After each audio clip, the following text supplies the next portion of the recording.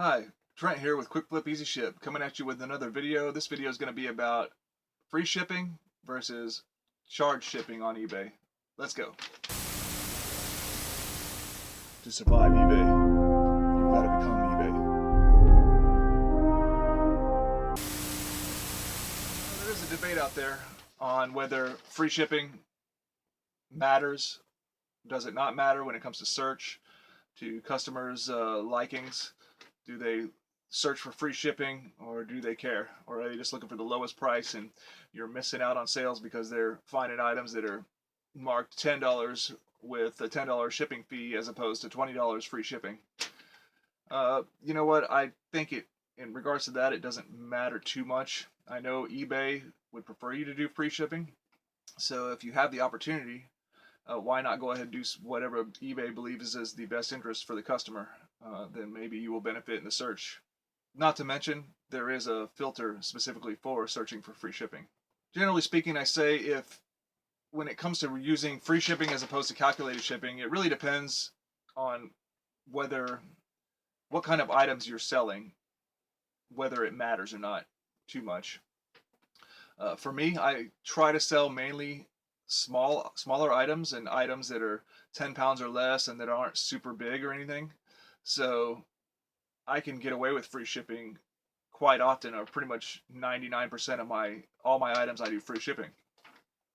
However, if your business model is where you're buying nothing but vintage electronics, these big, VCRs, tape decks and big stereos and stuff like that, and you may want to do calculated shipping and not free shipping. Generally, with free shipping, you're going to want to focus on items that have a low shipping cost to begin with, that are shipping out first class, maybe a priority mail, padded flat rate envelope, or legal flat rate envelope, to where if there is an issue with a return or anything like that, you're really not out a lot of money anyways.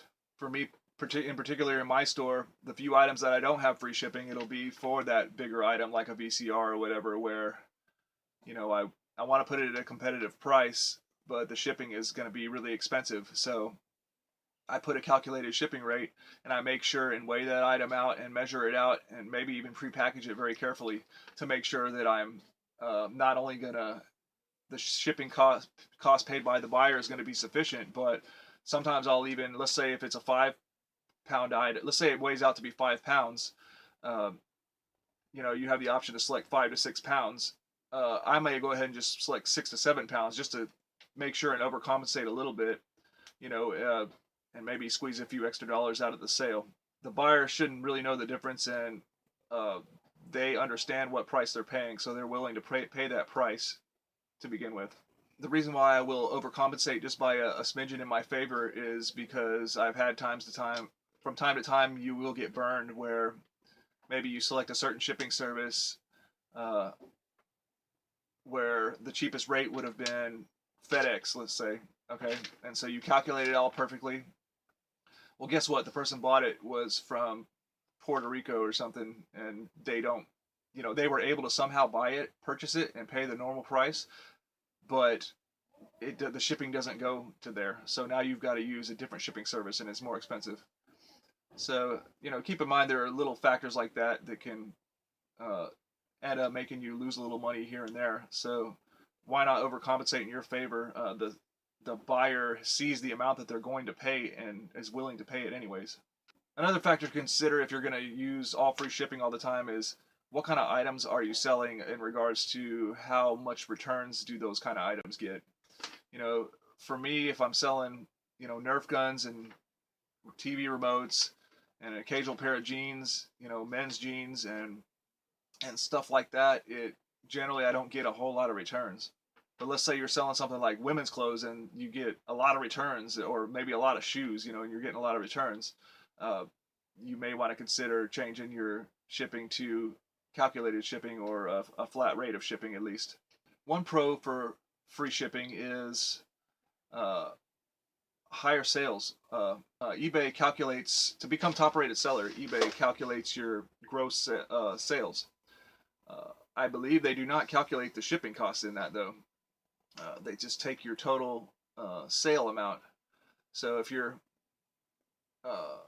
cutting that in half by charging a shipping fee, then it's going to take you twice as long to get top rated seller status. As far as PayPal is concerned, I don't think it matters for your gross sales. I think they calculate even the shipping that is paid by the buyer, that gets calculated towards your $20,000 annually or higher.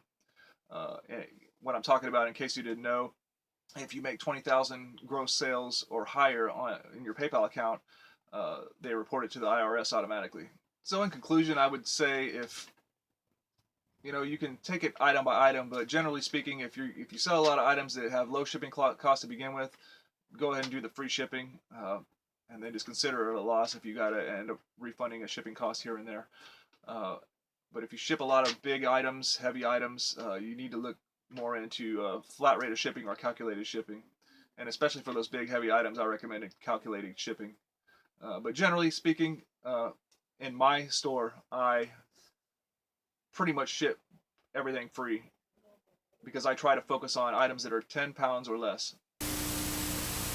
Well, that does it for this video. I hope you enjoyed. Please like, comment, and subscribe. Let me know about your interesting finds. Together, let's make some quick flips and easy ships on eBay.